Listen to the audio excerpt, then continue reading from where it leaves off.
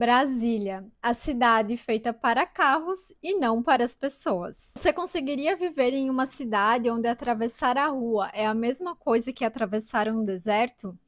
Em Brasília, o sonho moderno se transforma num desafio para as pessoas que andam a pé na cidade. Desde o início do século XIX, se tinha uma vontade política de criar uma nova capital para o Brasil, principalmente baseada num caráter desenvolvimentista, que buscava romper com o passado colonial e trazer então uma nova imagem.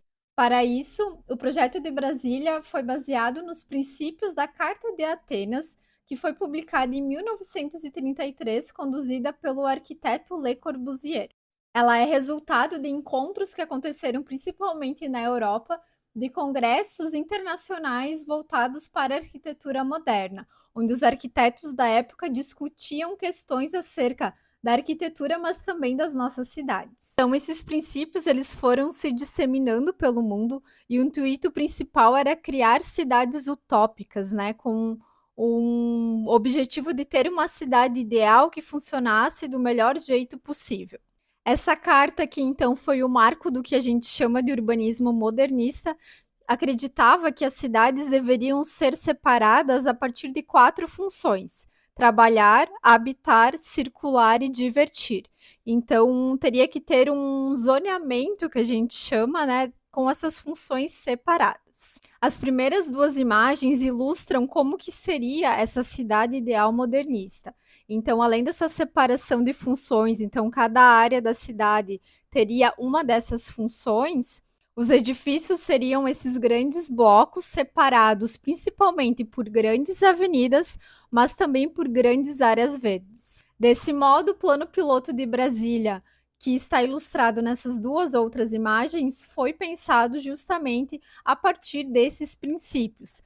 Então, nessa imagem de cima, a gente vê o esquema principal que o urbanista Lúcio Costa fez para pensar no desenho da cidade, que está organizada então no formato de cruz, que seriam 2 eixos, 2 vias principais que estruturam toda a organização da cidade. Então, nós temos na vertical dessa imagem o eixo monumental, que é formado então pelos edifícios do governo, e mais na horizontal o que se chama de eixo rodoviário, que é onde está organizada então a parte residencial da cidade. Esse projeto urbano desenvolvido por Lúcio Costa, que está nessa imagem aqui, buscava justamente trazer essa monumentalidade e essa imagem de cidade moderna, de capital moderna para o Brasil. Os edifícios do governo foram projetados também por Oscar Niemeyer, que está naquela outra imagem, que representam também esse símbolo de poder e modernismo. Tudo isso aconteceu no final da década de 50, início da década de 60, inaugurando então essa nova capital que foi construída do zero. Nessa época, o automóvel era visto como também um símbolo de poder.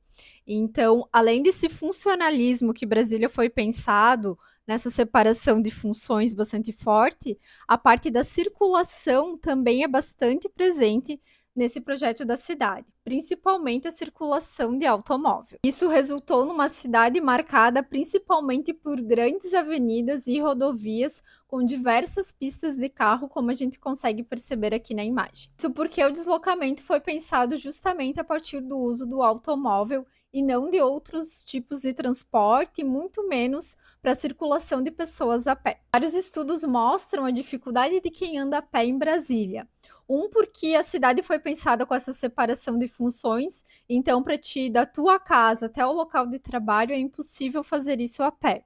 Outra porque a estrutura da cidade não foi pensada para o pedestre. O que é essa estrutura para os pedestres? É principalmente ter calçadas adequadas para se circular na cidade, que fica visível nessa imagem que em alguns pontos não existe, e também ter uma arborização que permita com que as pessoas se desloquem sem sofrer muito por causa do calor, por exemplo. E esse tipo de problema é identificado em vários pontos da cidade, inclusive nas áreas residenciais, que dá para perceber essas grandes estruturas e avenidas que dificultam o deslocamento pela distância. Então, as chamadas superquadras também dificultam esse deslocamento pela cidade. Em contrapartida, nesse mesmo período em que Brasília foi construída, vários pesquisadores foram percebendo os impactos dessa cidade modernista na vida das pessoas, como a jornalista Jane Jacobs e o arquiteto Ian Gell,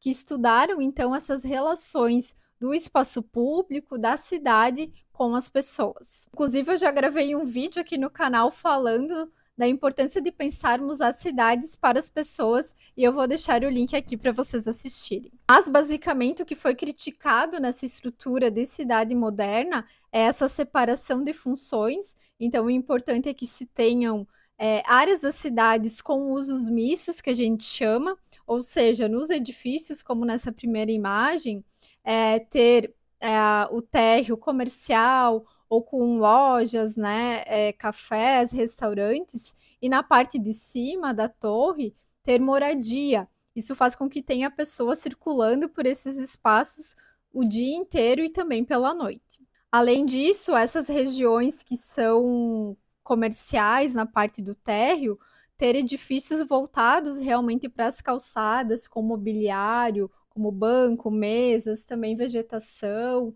fazendo com que as pessoas queiram permanecer nesses espaços e consigam caminhar e andar pela cidade. Justamente o oposto do que foi desenvolvido em cidades com esse princípio modernista, como em Brasília.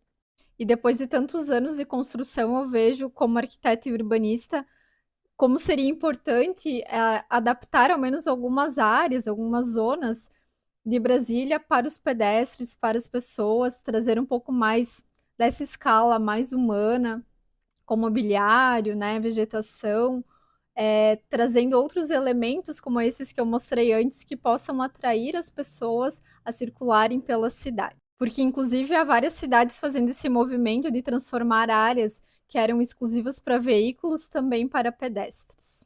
É isso, agora me conta se tu já sabia desses princípios do projeto de Brasília, se tu já andou a pé pela cidade e qual é a sensação. E lembra de se inscrever no canal e curtir o vídeo. E até!